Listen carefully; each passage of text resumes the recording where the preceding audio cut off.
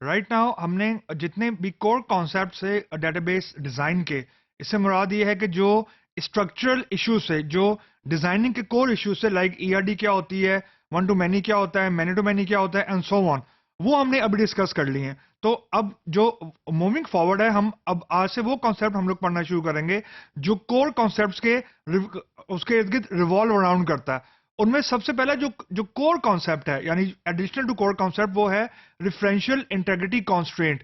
इससे मुराद ये है कि हमने स्ट्रक्चर हमने बना लिया, वन टू मैनी हमने कर लिया, ईआरडी के रिलेशनशिप आइडेंटिफाई कर लिए, एट्रीब्यूट्स को आइडेंटिफाई कर लिया। Now it's all about data.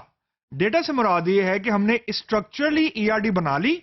अब उसके अंदर जब हम डेटा को पॉपुलेट करने जाएंगे, तो जब हम डेटा को ऐड करेंगे या डेटा को पॉपुलेट करेंगे, तो there has to be some rules around the data which has to be either added or to be deleted or to be updated.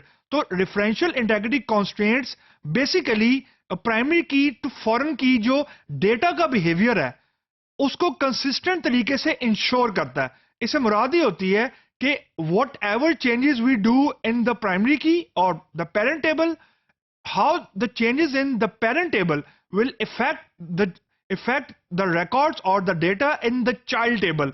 वो जितनी भी तरह की चेंजेस हैं, जितनी भी तरह के डायनामिक्स हैं, वो सारे के सारे डायनामिक्स, वो सारे के सारे डेटा से रिलेटेड एस्पेक्ट्स, वो बेसिकली रेफरेंशियल इंटेग्रिटी कॉन्स्ट्रेंट की अम्ब्रेला के अंडर आते हैं। तो दो तरह के कॉन्सेप्ट हम लोग आगे जाके अभी डिस्कस करेंगे, एक है कैस्केडिंग का और एक है रिस्ट्रिक्ट का। तो ये दो कोर कॉन्सेप्ट है, लेकिन इन दो कोर कॉन्सेप्ट का जो ड्राइविंग फोर्स है वो है रेफरेंशियल इंटेग्रिटी कॉन्स्ट्रेंट। तो primarily the data handling decision और the data consistency decision between the parent table and the child table, ये जितने भी रूल्स हैं, ये जितने भी डिस्कशंस हैं, जितने भी रूल्स और रेगुलेशंस हैं, ये बेसिकली रेफरेंशियल इंटेग्रिटी कॉन्स्ट्रेंट की अम्ब्रेला के अंडर आएंगे। That's point number one. Point number two जो हम बेसिकली रेफरेंशियल इंटेग्रिटी कॉन्स्ट्रेंट के साथ डिस्कस कर लेते हैं, जो हम लोग पहले भी कर चुके हैं लेकिन जस्ट अ रिफ्रेशर, वो ये है कि हम चाइल्ड टेबल के अंदर कोई भी नया रिकॉर्ड उस वक्त तक एंटर नहीं कर सकते जब तक वो रिकॉर्ड पेरेंट टेबल में या उस फॉरेन की जो वैल्यू है वो पेरेंट टेबल की प्राइमरी की में मौजूद ना हो।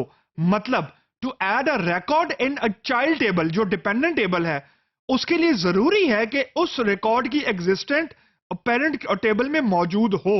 That's the way to add data in the child table. लेकिन जो पेरेंट टेबल में हमने डेटा ऐड करना है उसमें ऐसी कोई लिमिटेशन नहीं है। मतलब आई can add a record in the parent table irrespective कि उसकी एग्जिस्टेंस चाइल्ड टेबल में किस वक्त आएगी और कैसे आएगी, आएगी भी या नहीं आएगी। तो these two things are independent. तो addition to record in the child table is dependent on the existence of that record in the parent table. Simple सा कॉन्सेप्ट के अगर प्राइमरी की और कॉलम में वैल्यू मौजूद है तब ही हम फॉरेन की वैल्यू में कोई वैल्यू एंटर कर सकते हैं।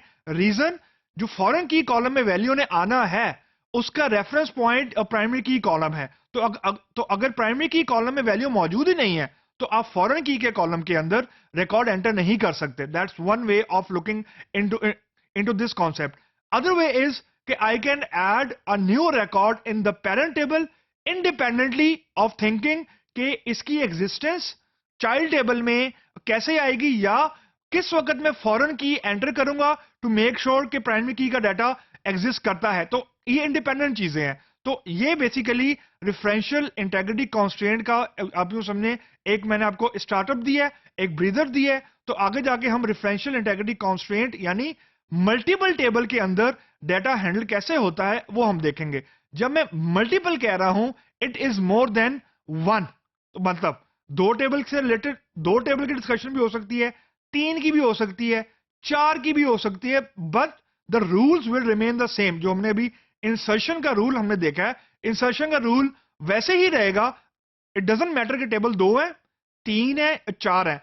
What we are concern is how to deal with the parent and child relationship. तो जो पेरेंट चाइल्ड रिलेशनशिप है it will be primarily between two tables, यानी अ पेयर होगा, एक पेरेंट टेबल होगा, एक चाइल्ड टेबल होगा। इट डजंट मैटर कि आपकी ईआरडी के अंदर how many relationships are there, all we should see के पेरेंट और चाइल्ड टेबल जो है उसके अंदर जब डाटा ऐड करना है तो इंसर्शन का रूल फॉर एग्जांपल जो हमने अभी डिस्कस किया है वो फॉलो होगा.